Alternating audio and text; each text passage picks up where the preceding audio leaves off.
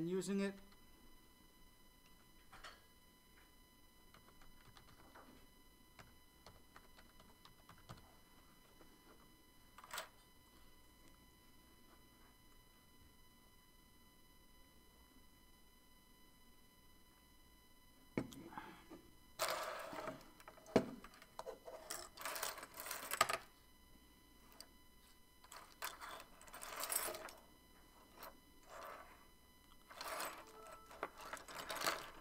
So we're going to approach Photoshop as a tool primarily for what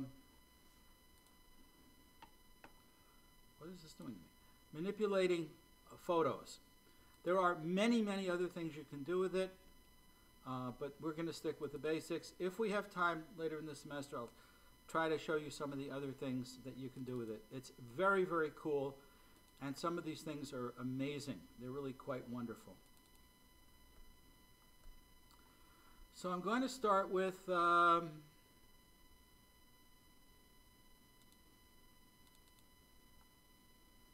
very simple lesson on how to cut an image out in Photoshop.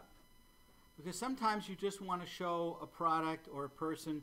You don't want all the background information. You don't need it, so why bother with it? We'll just get rid of it.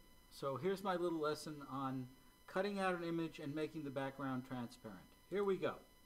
We start with a picture in Photoshop. All right, this is not my dog. This is a different beagle. My beagle was a lot cuter.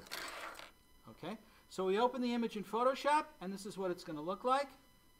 All right, and then on the right-hand side, you've got all of these little icons. Each of these represents a panel that you can open. Has a lot of information in it.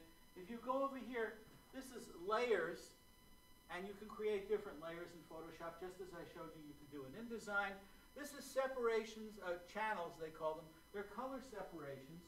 So if you want to see what the cyan is going to look like, the magenta, the black, or a spot color, you can use that. Right? And this is paths, and this is for various shapes and the various lines in which you can draw text. But this is the background layer, and it's visible because you can see the little eye, and that's what you're looking at, and it's blue, which means selected.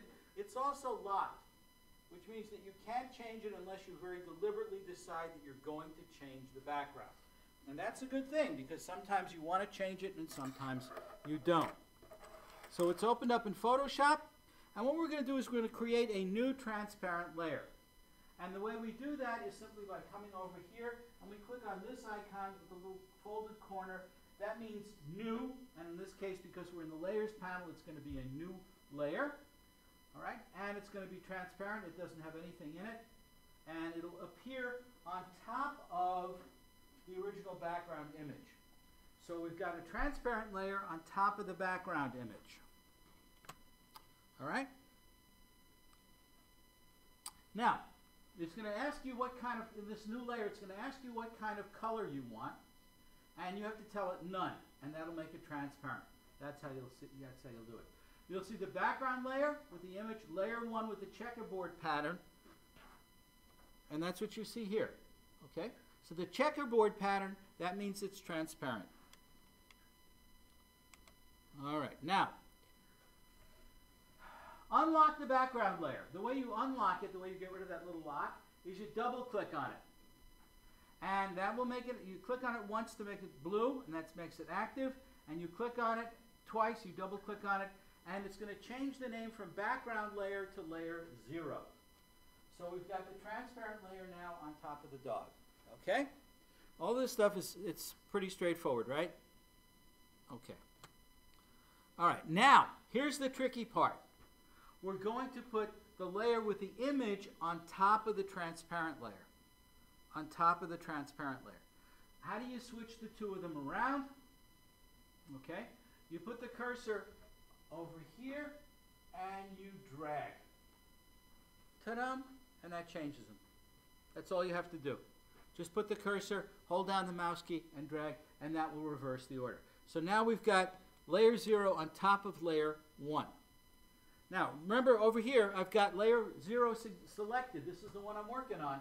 This is blue. All right? If you click on the other one, you won't be able to do any of this stuff. So you'll have the wrong one selected. Now, what you can do is you can use this tool over here. It's called the Quick Selection tool. It's the same one as the magic wand. The magic wand you use to select all the pixels that are the same color. So let's say you want to get rid of an orange blob. Okay, you select the magic wand, you click on that, and it'll select all the orange pixels, and you can change the color or get rid of the color entirely or whatever you want to do with it. The other one that's hidden under there is this one. It's called the Quick Selection tool.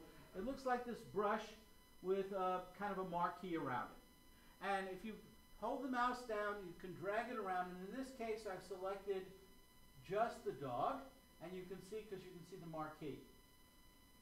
You'll see these move. They sometimes call them the marching ants. Okay? Or you can select the background. And in this case, the background is selected, and you can see that the image itself is separate. It doesn't really matter which way you do it. Just select one or the other, whichever one is easier. Sometimes if the background is really, really busy, it's easier to select the subject. Sometimes if the subject is very, very busy, it's easier to select the background. Do whatever is easiest for you. If you make a mistake, you can go up there, and instead of using the plus, there are two of them.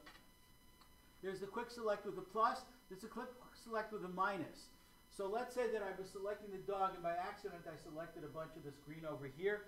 I could take the minus one, click on that, and it would get rid of that and go back to the way it should be. All right?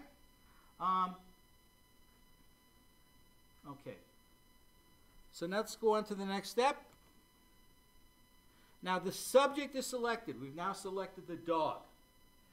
Okay, if we had selected the background over here, we would have to select inverse. And the way you do that is you go under the select menu. There's a select menu across the top, and you go down to inverse, and that'll select everything you didn't select the first time around. It's the opposite. Okay? And then you go under the select menu. Oh, here's the inverse. You can see it over here. Select menu, and you go to modify. And I usually go to expand, because what I'm going to do is I'm going to move my margin out a little bit. Can you see there's a little bit of extra dog hair that didn't get picked up? So by moving this out, by expanding the amount of area that was selected, I can get all of the dog hair. All right? And usually 4 or 5 pixels is plenty. You don't need more than that. All right? So now you can see that I've got a much larger area selected. I've got the entire image that I want. That's with the expanded. All right? Now I go back again under the select menu, and this time I go to refine edge. And the refinement that I'm going to use is one that's called feathering. And what this does is going to smooth out the edges for me. And you could move these sliders. This will detect the edge that you're looking for, but you can move the slider back and forth until you've got just what you're looking for. I've got a tiny little itty bitty bit of green over here. Nobody's going to notice that. And when I've got just what I want selected, yeah,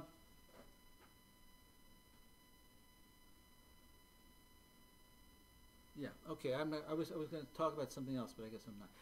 Then you pick the feather edge, and in this case it's almost just 2 pixels, that's all. The feather edge means that it blurs out. It goes from image to blur. All right? So this is what it looks like now. And then I go under the edit menu, and I go clear, and it removes the whole background. All the green background that was around that dog is now gone. So what can I see when I get rid of the green background? I can see right through this layer to the transparent layer that was behind it. Okay? So now my image is standing out here, and I can see the transparent. Do you understand what I'm telling you? Is it clear? This is not intuitive, folks. It's going to take a while for you to figure out. Then the next thing to do is to combine the 2 layers. The layer that's got just the image of the dog and the transparent layer. So I've got the dog sitting on top of transparent, right? And the way you do that is you go under layer, merge down, and that will leave the dog on top of transparency. 1 layer, and that's all you really need. Okay? You can save this image as anything except a JPEG. If you try to save it as a JPEG, Photoshop will fill the background with white. But just about anything else, it will leave it transparent. All right? So usually I go with the TIFF because that gives you the highest resolution, but or ping will be okay. Any of those things will work. And there's the image. Trimmed out just the way I want it. You got it? Did you see how I did that? Do you need me to go through it one more time? No? Okay, good. Okay. Next one. All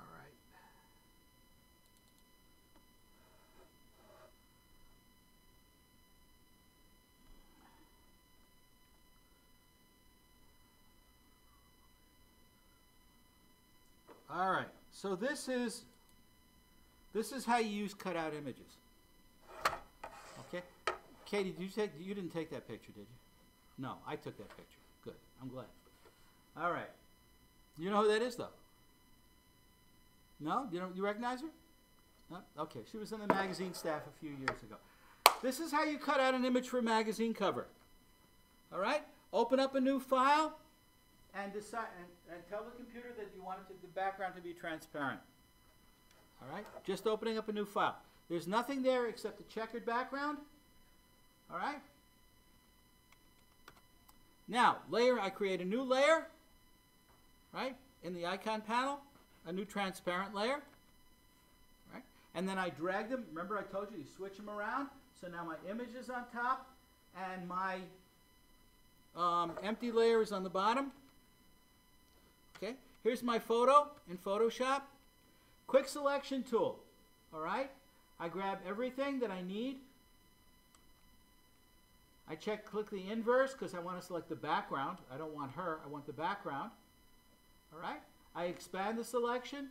Remember I showed you before, you need to have a little extra room because you're going to have to trim it down. And then I'm going to modify, I'll feather it a little bit. All right? And now I'm going to make a copy of this image. And I'm going to go File, New Transparent File. And I'm going to paste it in there. And there it is.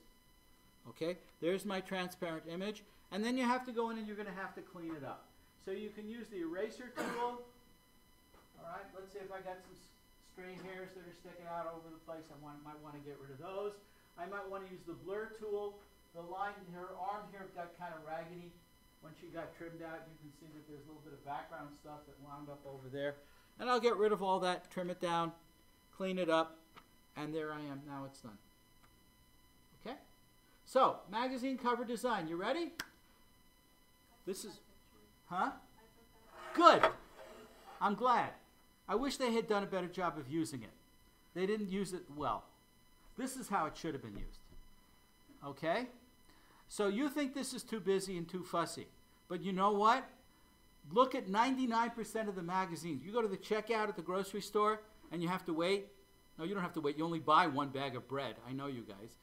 But when you go through the checkout, take a look at the covers of the magazine. And this is more of what you're going to look at than this stuff. Okay? This is what you do if you have to sell magazines. So very quickly, I'll show you how you do this. Open up InDesign, new document. It's a cover, right? 8.5 by 11. Here are my settings. It's vertical, letter size. I don't need to worry about margins. In fact, everything's going to be set at 0. I do need to have room for a bleed. That's important. All right, so there's the bleed. I have room for a slug, and I have room for the edge of the page. Did I explain to you about slugs and bleeds? Everybody? Okay, you got that stuff. Good. All right. I have my layers panel. All right. And what I'm going to do to design this magazine color, I'm going to have a lot of different layers because I'm going to put different things on the cover. All right. And the first thing I'm going to put on there is it's going to be the main cover image. Okay. If you want to block one of these out so it doesn't interfere with what you're doing, you just click on the eye and you won't see that layer. Okay? So here's my main cover image. It's called the MCI, and all of the people who design magazine covers tell you that the image should be a human face. That's what attracts people to magazines. Okay? It's not there. Okay, I'm letting out a little of my frustration here. All right, this is going to be the bottom layer. Anything on this layer is going to have a medium blue border. That's what this is telling you. So if I look at this image, I see the medium blue border. I know that this is on this layer. That's very helpful to remember where things are. Okay? All right, next thing up is the masthead or the title. This is going to go at the top of the page. We know what that's going to be. That's set up ahead of time. It's got a red border, and you can see how I know that. It says that over here. Sometimes magazines put the main cover image on top of the title. Sometimes they don't. It depends on how creative they're feeling. Okay? And then sometimes there's a slogan or a selling line. We have a line, it's called Published by the Students of the University of Wisconsin-Madison. And that would be our slogan or our selling line. And we could put that also, notice it's outlined in red. That's also going to go in the same layer as the masthead. It's a marketing. A lot of this stuff has to do with marketing. All right? Now, cover lines. This is information about articles. Usually it's some kind of a headline followed by some kind of a deck or a second head. And the goal here is to intrigue people and make them want to pick up the magazine. So, from paint to solar power, researchers at UW-Madison are creating an organic, disposable solar cell of the future. Doubling down is pursuing multiple degrees worth the effort. These things are cover lines, okay? The main cover line could be a quote from an article, something about the story, something unusual, and it's probably put right over or right next to the main cover image. Then comes a date line. All right, this is going to change with every issue, right? You want to make sure that you have the correct one, so you put that in there. If it's being sold for money, the price also will go with the date line. And at this level, we're now working with the yellow border. Now, these other little things have other names. There are flashes, there are puffs. Sometimes you'll hear them referred to as a slash, a skyline, a whole. This is called a plug or a teaser. A puff has all these different names. It's all the same thing. A puff is a little thumbnail. It just has a boxed word, something that's going to make people pay attention to it. Sometimes they'll put the page number in there. Sometimes it'll be photos. The celebrity magazines, their plugs or puffs, they'll have Angelina Jolie. They'll have Rihanna. They'll have some guy who denies that he's actually dying. It looks like a corpse. They'll Photoshop him to look like a corpse, right? You got to spend more time at the checkout, guys. Buy more groceries, really. All right. And then across the top, you could put a skyline. It depends on the magazine. Some magazines do this. The Wisconsin Engineer, in the last issue, they chose to put the skyline, you can see at the bottom of the page, rather than at the top. But it's got some other information, again, stuff to entice the reader. Web exclusive. We've got the myths of grad school, Wisconsin firms make a case in 2013, blah, blah, blah, blah, blah. And this is going to be the turquoise layer. And now we're up to the very top layer, and these are going to be grid lines. And I use the rule of thirds, and this is used most of the time by magazine designers. The grid really helps you understand how things are going to be laid out. You turn it off before you print, right? Yes. Okay, so here's my main image. All right.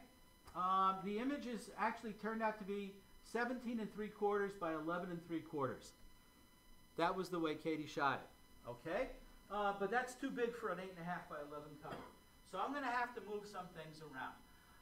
The large green area over here, this doesn't do anything. I'm going to have to get rid of it. The design, if you look up good cover design, one of the model's eyes should be somewhere right there, right in the middle box. All right, so I'm going to move the image so the model's face is centered. I'm going to resize it to fit.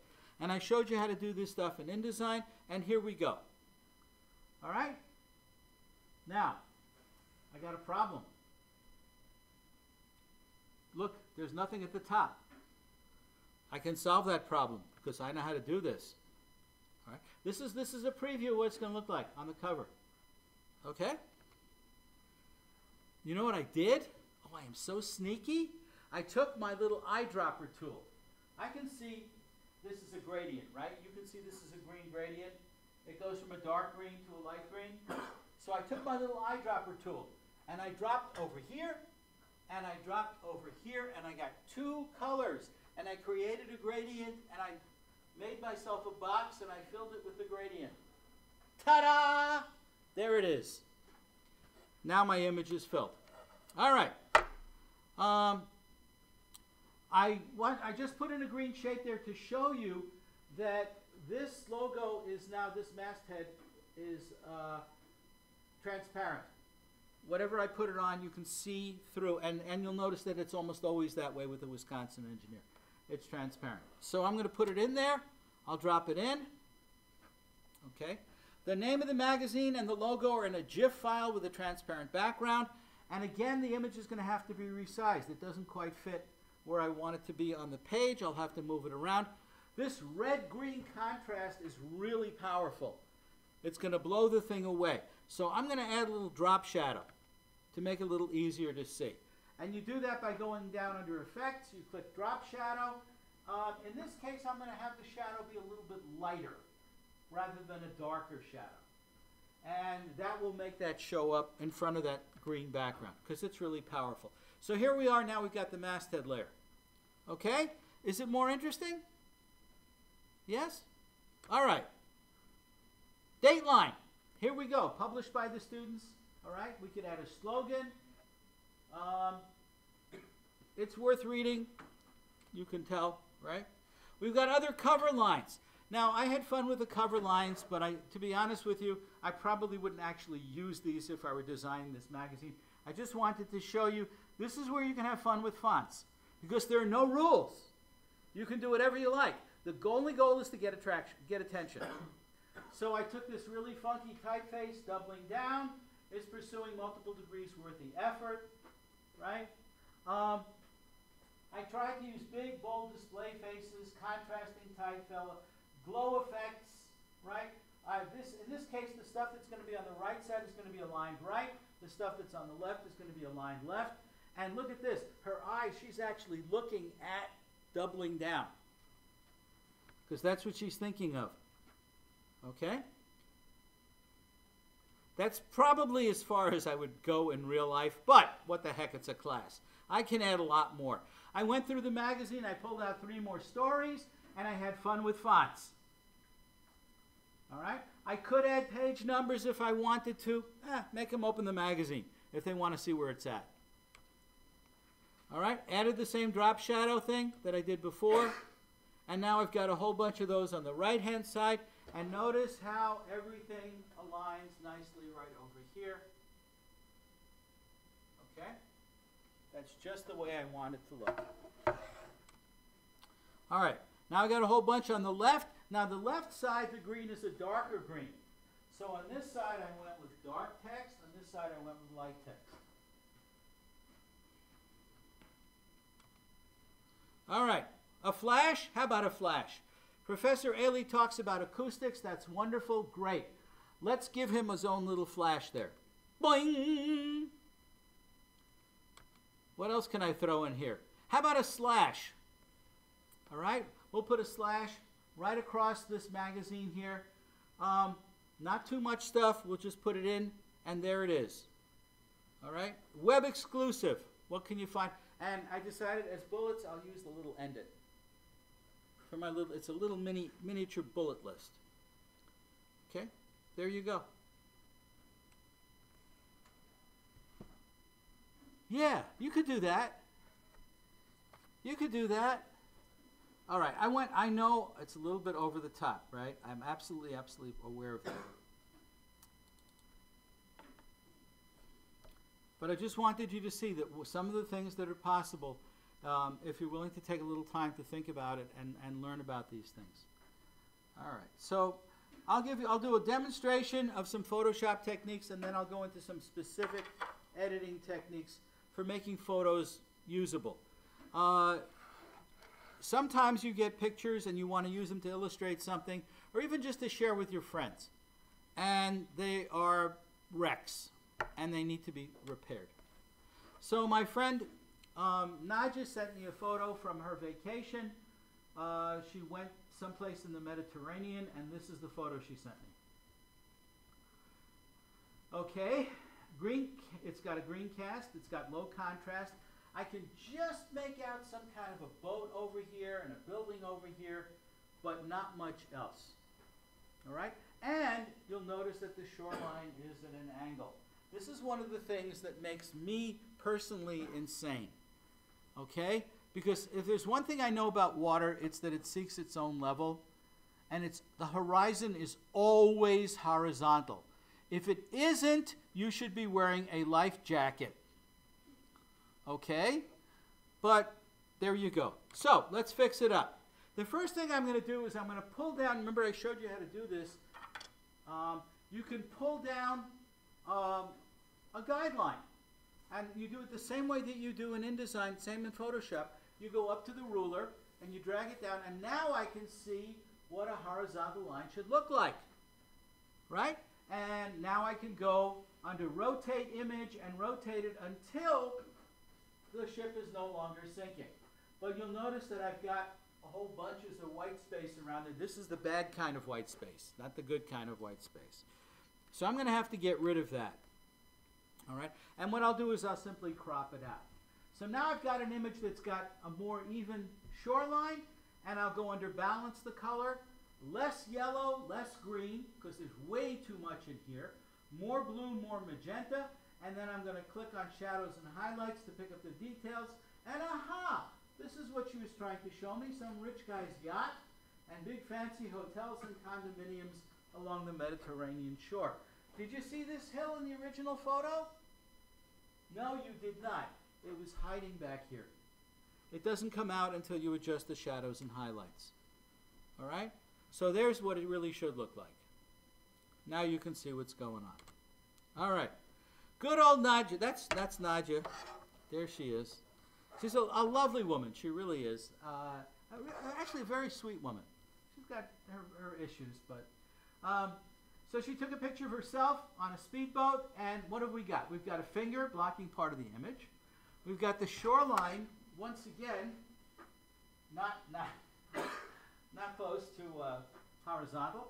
And her face, there's light on this side and all the rest is in shadow. So let's see if we can fix this thing. Okay? We can adjust that. We can bring up some of the shadow.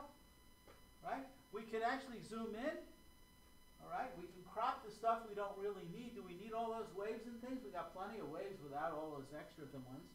And we can get a better picture by zooming in like that. All right. So Nadja doesn't make the best fashion choices. Okay. Women of a certain age really need to rethink, you know, okay, they need to get up each morning and say, I'm not 14 anymore.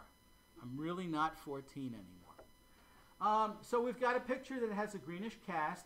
It's got burnout over here, which means that the camera sensor wasn't able to figure out where the light was coming from. Probably this glare right off the water blew out the side there. Shoreline at the angle, and her midriff.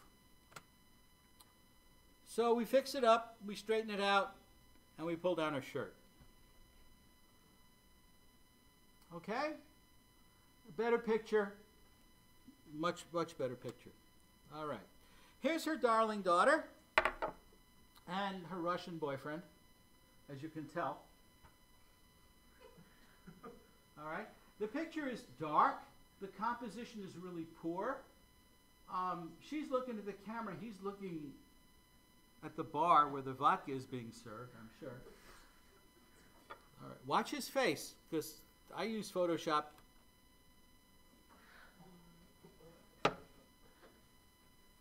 Happy man. Okay? Wasn't hard. Was that just a little? All right.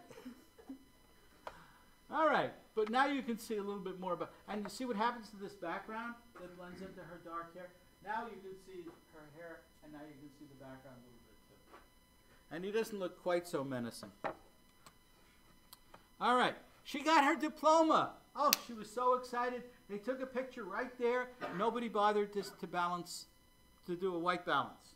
So we've got this orange cast, a very distracting background, that horizontal line coming down. There's somebody's head over here. There's the seats over there.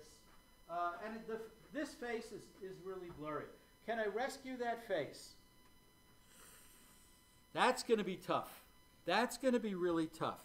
I showed you some of the sharpened features. I'll show you some more later. There's a limit to how much you can do. Even if you're good, there's a limit to how much you could do. This is the best I could do with this picture. That was the best I could do. So even if you know what you're doing, sometimes it's much, much harder. But notice now they look more like humans. You can now see the diploma. I did the very best that I could. Hard to do, very tricky.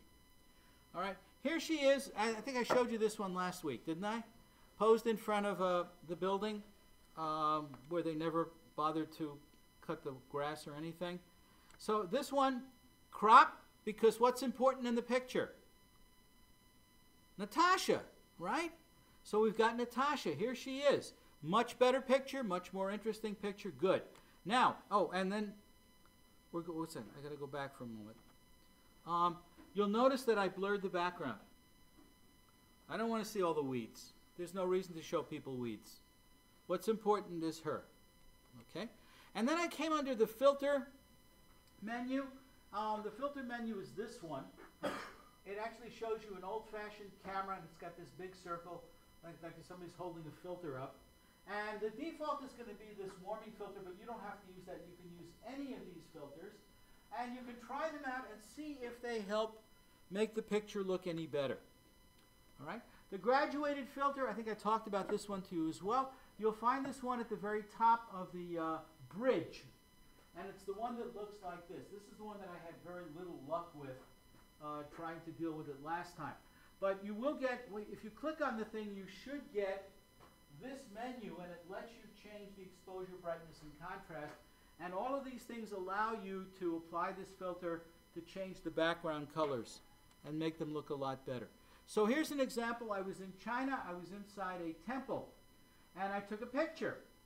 And when I got home, this is what I had. A big black thing and a tree. All right? So I took the graduated filter, and by using this to eliminate this dark area over here, all of a sudden I can see why I took the picture. It's a beautiful old wooden door with carving in it. That's what I was wanting to see. And the graduated filter let me do that without blowing out the tree. Otherwise I would have had to lighten up that tree so much that you wouldn't be able to see it. Okay? So now I will proceed to teach you some of these techniques and how you do all this stuff. And we will start with cropping.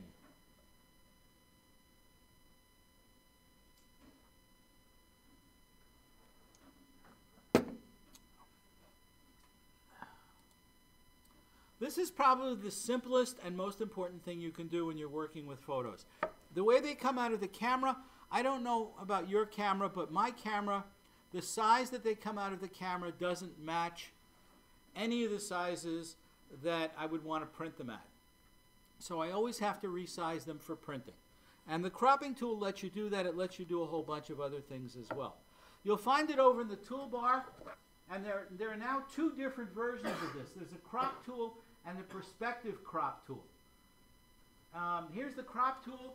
You just select it, you pick one corner, you drag it down to the other corner, and when you're ready, you click OK, and it'll select just the area inside those margins. All right? So you can do cropping for a lot of reasons. You can crop to a shape from an image for perspective. All right? It improves composition. It does many, many, many different things. So let's take a look here. I've got a picture of a bullfight. What's interesting about this picture? Are these empty seats interesting? No, not even at all. Is this guy up here with the camera interesting? No. How about him? He doesn't have any friends. You feel sorry for this guy, right? Okay, what's interesting is what's happening down here. So we can crop this picture just to show what's interesting. That's why we use cropping. All right? Composition, rule of thirds. Okay? Here's Siobhan and her mother's boyfriend, and they came to our house to carve pumpkins. I've got the rule of thirds here, and I can see that this picture is kind of a mess. There's no focus here. Over here, there's area that's blown out by a light. This is the kitchen sink. What has that got to do with anything? Nothing at all. What's interesting is what's happening in here between this and this and this. this is the interesting part. I can crop this, and then I can put this over here. I can actually put his arm along one of the axes of the rule of thirds, and I create a more interesting picture that way. Okay? Photograph of my mother-in-law. Okay, taken about 1930. And it's not bad, but what's really interesting about this picture? What's interesting about the picture is my mother-in-law. So take the picture, crop it, and it changes the focus from what it looked like where she lived to her. And that changes the image, okay? This was taken with that, remember I showed you that little old Kodak camera, the black one? This was taken with that camera. All right? All right. What's interesting over here? What do we got? We've got a couple of kids playing basketball. All right. Is this interesting? Is this interesting? Not even these guys are interesting. The interesting stuff is what's happening right in here. And look what PowerPoint did. Okay. It was cropped perfectly when I started the presentation. Good old PowerPoint. All right. Back to my trip to China. Here we are in front of this place where they let you try on all of these funky hats. This is the Emperor's hat. Right? Whoa, I like that. This is Genghis Khan's hat. So we stood there and we tried on the hats. And I've got all of these other posters and things. And over here I've got all of these wonderful Chinese trees. Who needs it? Focus on what's important. Focus on, crop the stuff that you don't need. Focus on what's important. All right, taking pictures of people. This is one of the most difficult things to do when you're trying to illustrate an article and you want to show 3 people or 4 people or a dozen people at a time, and you want to have individual pictures of them. And I showed you in some of the brochures how they really missed the mark on this. The goal, generally speaking, is to try to have people's faces about the same size. That's what you're shooting for. So here are 3 pictures of my kids from China, and I had to enlarge the pictures so that you could see the faces and make them all about the same size. And that's the way you should use them in a publication. Don't use pictures of people of all different sizes and shapes. It doesn't look good. All right? So some of my students in China were goofing around, and he was actually sitting on a rock. He wasn't falling at all. He wasn't even close to falling. But they thought this was very funny, and our guide took a picture, and one of the other guys got his butt in the picture. But there are so many things you can do with this picture. Okay? You can crop it in so many different ways. You can crop it so that it's like this. You can crop it so that it's like that. You can show all kinds of things, very unexpected things from the same image. Okay? And here's one that's completely different. Ethical cropping. All right.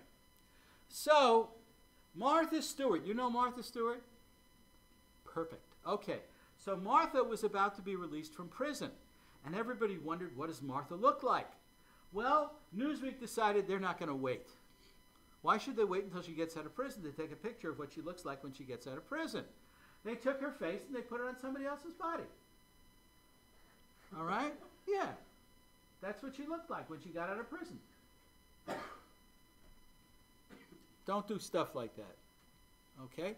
Here's a photograph. Remember this guy? President Bush? Sure you do. Here's the caption. National LPOA West Coast Vice President Hank Aguilar, Sheriff Baca, and President George Bush. Okay? And over here you can see that President Bush has camera growing out of his ear, and there's a camera growing out of the top of his head. Right? So I'm going to try to get rid of those things. What do you think? Is it ethical to get rid of stuff that's really distracting like that? Do you have an ethical problem with that? You need to think about this stuff because it does make a difference. But what if I crop it like this to show a relationship that doesn't really exist? Oh, yeah. Now you've got an ethical problem? Yeah. Okay. You notice how beautifully I get rid of those cameras. All right. Other reasons why we crop.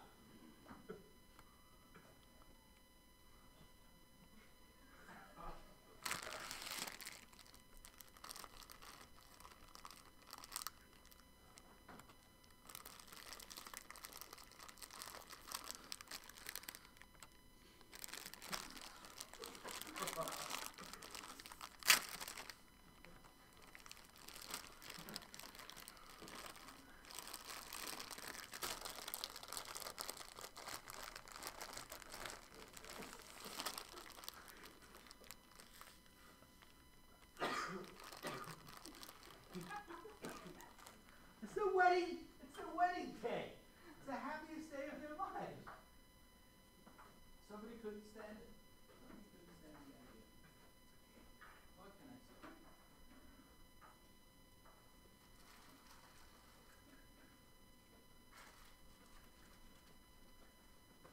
Can you see why you have to crop photos? Is it obvious?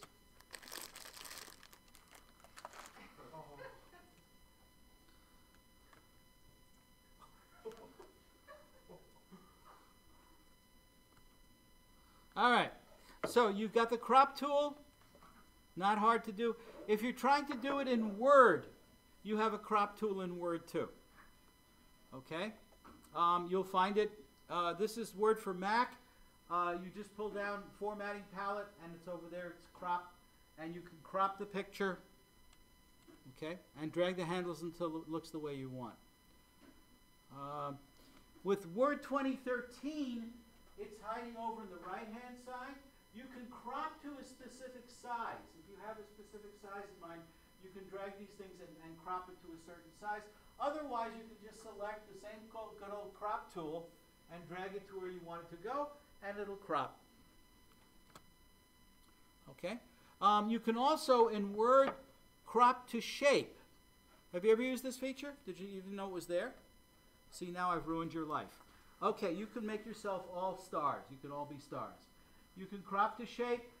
It opens up the shape browser. You pick the image, you crop to shape, and Word will do it for you. Okay? Now, it's probably not going to work if the image is off-center. You should know that.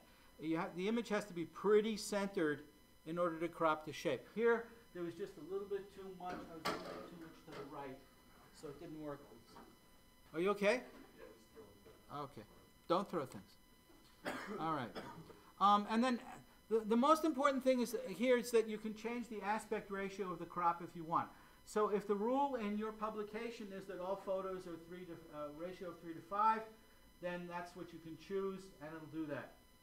If they're all supposed to be square, you could make them square. Any which way you want. All right? Fit and fill, these are two features that you have in Word. Okay, they'll show up under the crop menu when you pull it down. Here's crop to shape. Fill, it removes part of the picture, but still fills the shape with as much of the picture as possible. If you want to make the whole picture fit in a shape, then you have to choose fit. All right? And what you can do also is once you've cropped away stuff in Word or in PowerPoint, the same deal, you can get rid of the excess. So you don't, if you've got a huge photograph, it's not going to enlarge your Word file that much. So you get rid of the excess, you click on Compress Pictures, and it'll ask you if you want to get rid of all the extra stuff, and you can just get rid of the extra stuff. Anything that you've cropped away will be deleted. Which means that if you decide later you don't like the way you cropped it, you have to start from the beginning. I'll take the original photo and drop it in again. All right? In Photoshop, we crop with the crop tool. Okay, it'll be in the options bar. You can fill in the width, height, resolution. When you click on the tool, on the toolbar, this thing will show up. And if you click on this, you'll get a bunch of preset crop sizes. You can also set your own height and width. Let's say you've decided that you want it to be an entire column. The photo's going to be an entire column for whatever reason. So that's going to be 11 inches high by 2 inches wide. You can set it up here. You can even set the resolution. If it needs to be 300 dots per inch, you can set that over there. And then you click OK, and you say the prayers. And if you're lucky, it'll all work out the way you want. But, you know, sometimes it does and sometimes it doesn't. All right? So cropping with the crop tool, you drag over part of the image you want to keep. And when you do that, it'll create a marquee, and you'll see the rule of thirds. It'll automatically pop up. Isn't that nice? The cropped out stuff is going to be dark, and you can actually change the degree of darkness. If you like more darkness or less darkness, you can change that. I should point out to you over here, which one is it? It's up here. This one, right now, it shows you that it's going to show you the rule of thirds, right? You can see the grid. All right, if you pull this puppy down, you're going to wind up with the most amazing assortment of different rules for cropping that you ever saw in your life, and some of them are real. What can I say?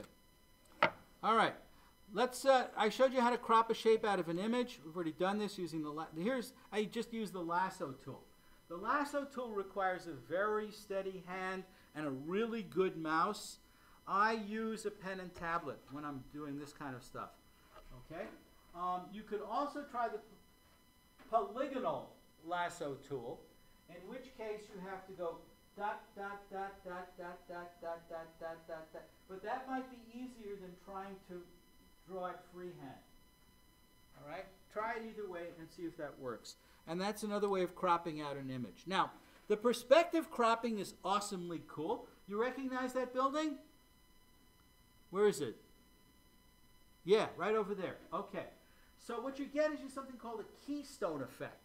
You all know what a keystone is? Besides Pennsylvania beer? Okay. Okay.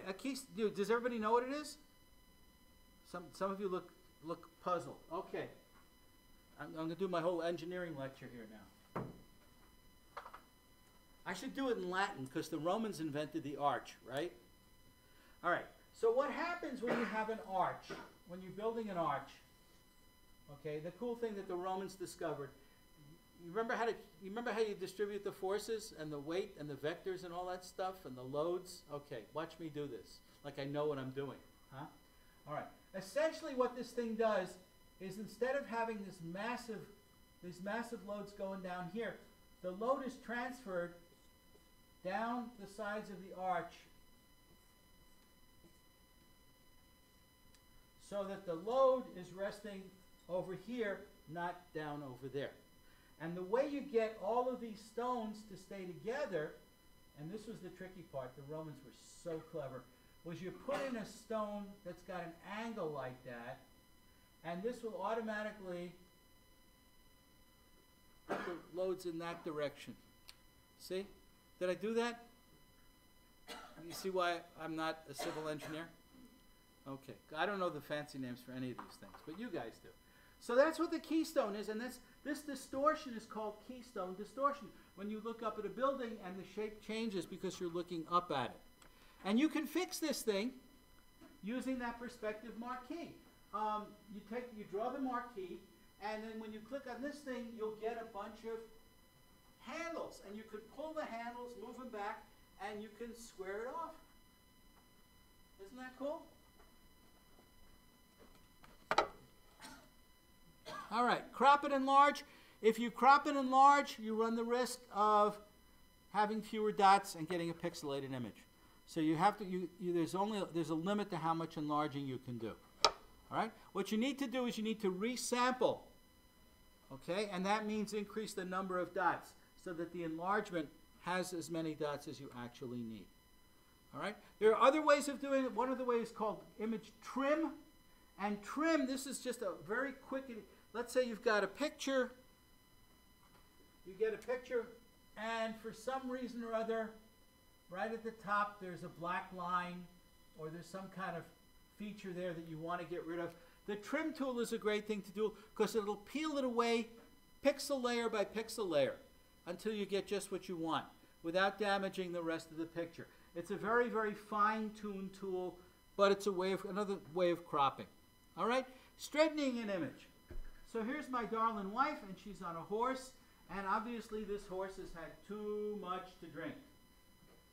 Okay? Now this is what happens when you're riding on a horse and you try to turn around and take a picture that way. Okay? It doesn't work. Trust me. You have to take good pictures of horses, you have to sit backwards in the saddle. No, you can't do that either. All right. So, I straightened it. I put in some guidelines to show me what horizontal and vertical should look like. And then I went under image rotation. Now, the default's 180 all the way around, okay? 90 degrees clockwise to the right, counterclockwise to the left are arbitrary. This is the one I use most often because, believe it or not, just 4 degrees is probably going to be more than enough to move this image and make it work right. And now the horse is straight up and down. And that's how you straighten the image. So you crop it and make it more interesting, and that's how it works. How am I doing? You getting this stuff? Okay.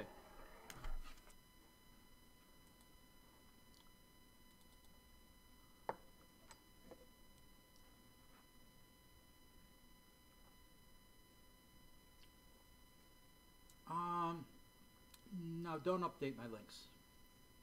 That's fine. All right. Resizing images. Many times you'll be told how big the image has to be. All right. So if you're working with an 8.5 by 11 document, they may say 1/4 page. That's how big our images are. That's the standard.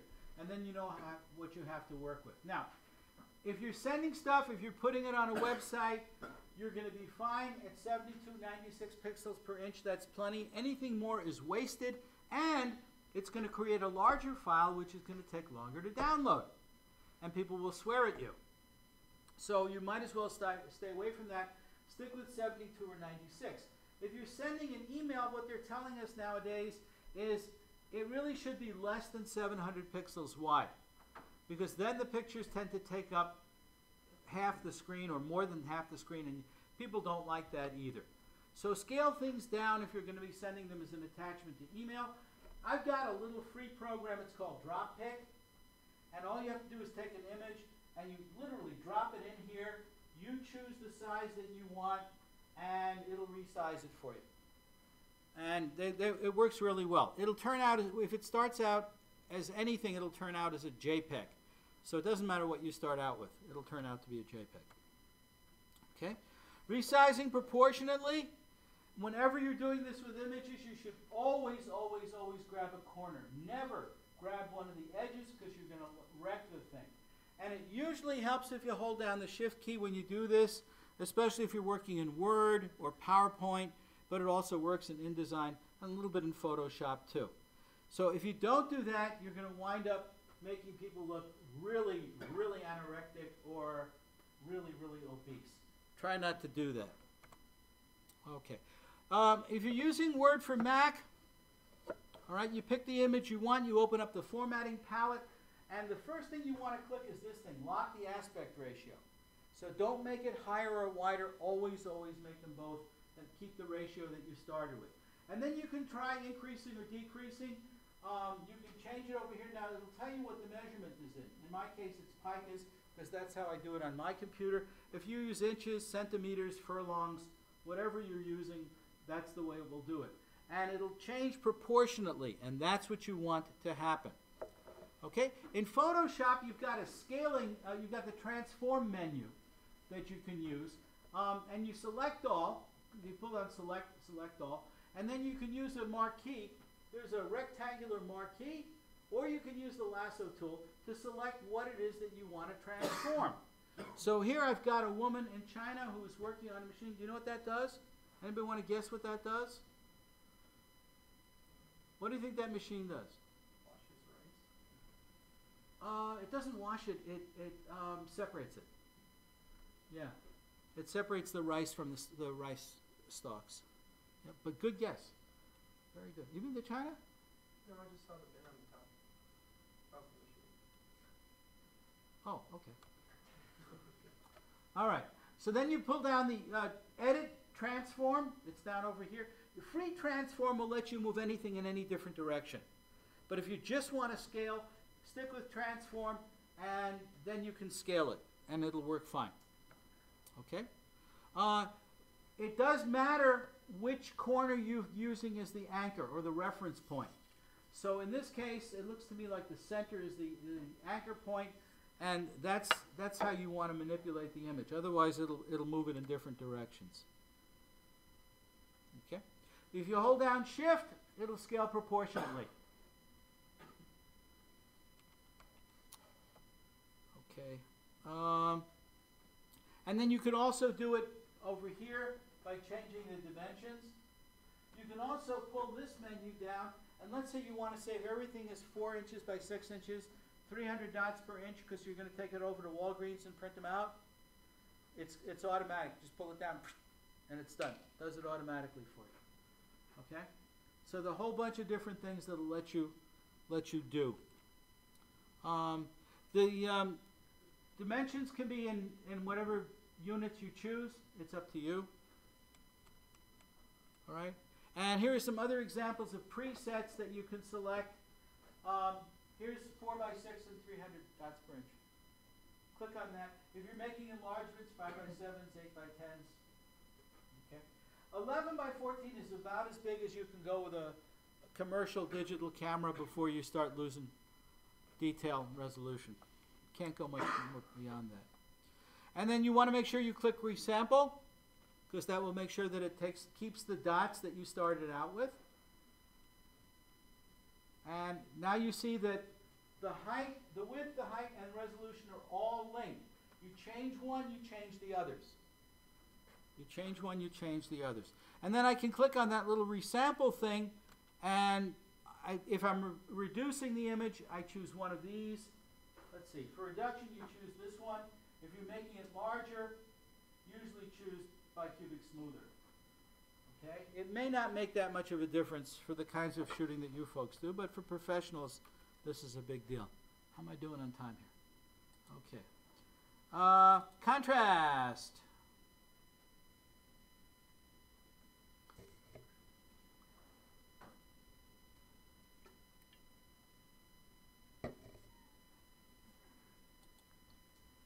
Okay, adjusting contrast. This is particularly important when you're working with black and white. If you want to print out in black and white, you want as much contrast as you can get. It's less important in color, but sometimes it really does become critical to making the color look good.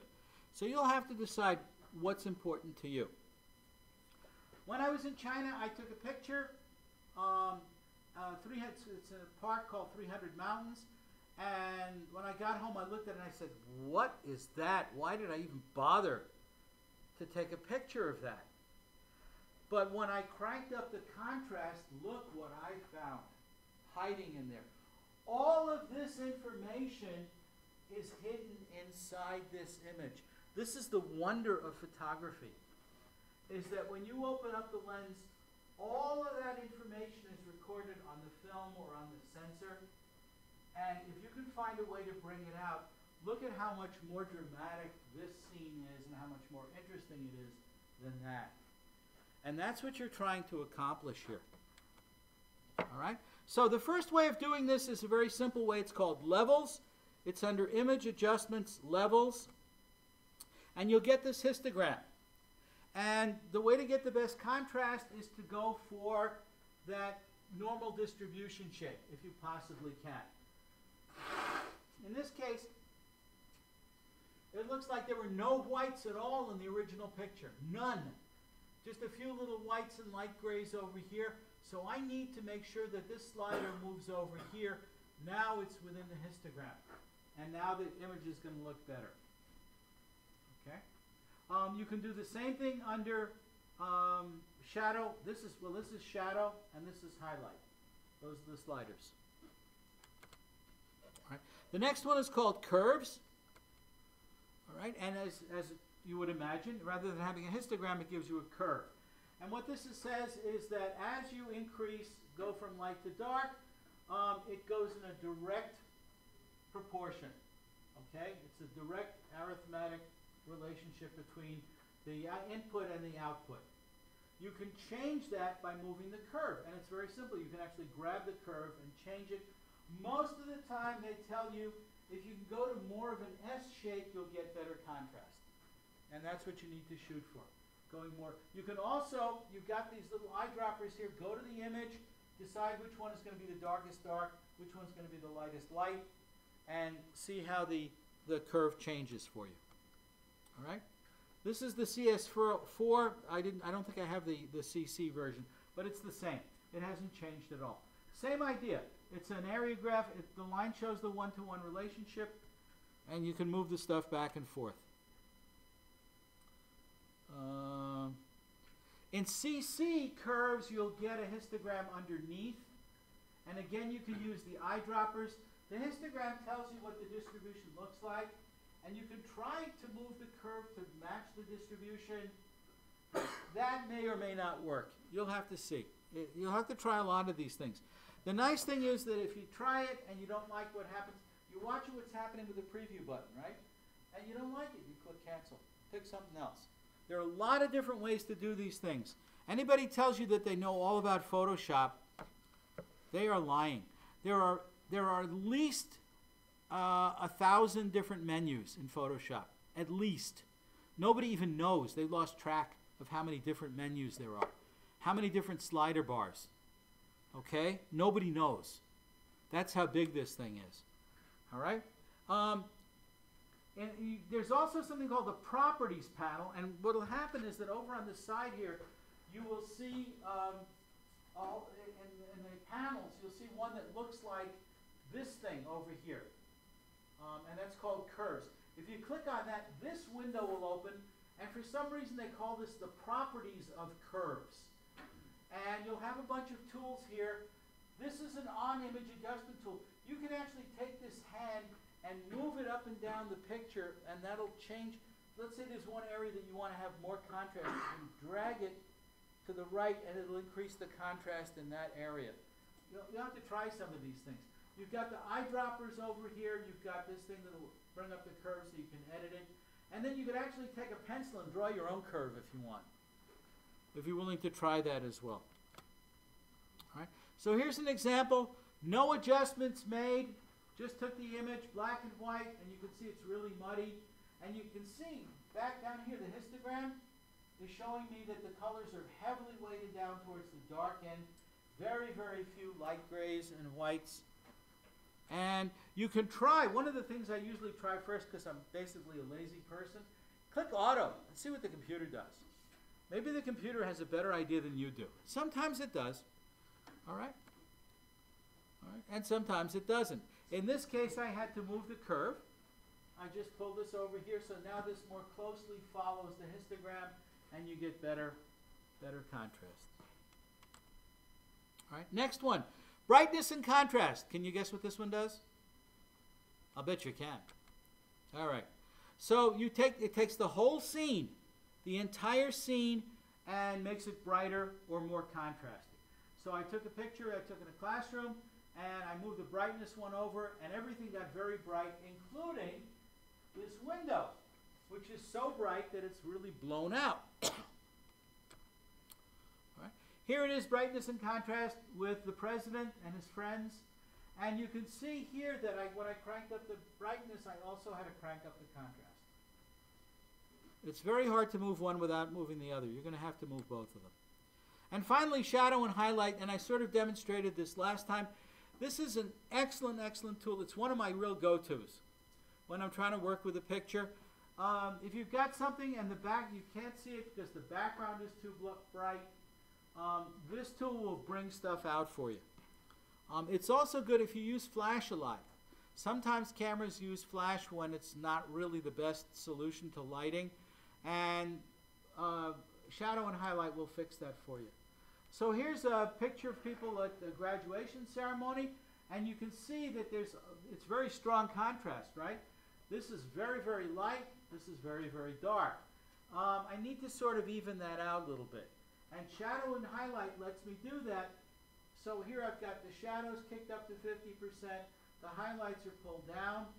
And I made a little color correction. Well, the color correction, that's the default. It'll automatically do that for you. But now, all of a sudden, you can see a lot more detail of her graduation gown and my sister's dress and all that other stuff. Okay? If you go too far with these sliders, though, it starts to look really cartoonish. So don't go too far. And in fact, once you decide you really like it, kick it back a little bit anyway.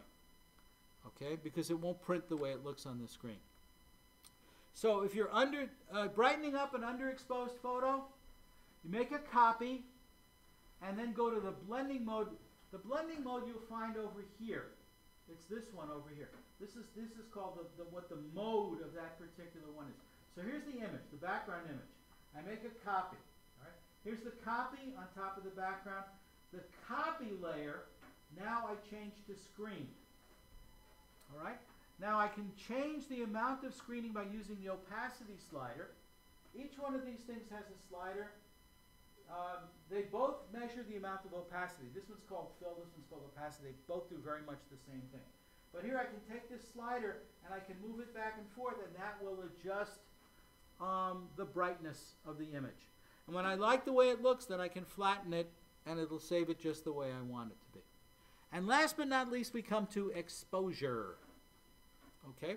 Now, when you set up the camera and you're ready to take a picture, if it's a digital camera, most of the time, if you have it set on auto, a little chip inside the camera will say, okay, there's this much light out there.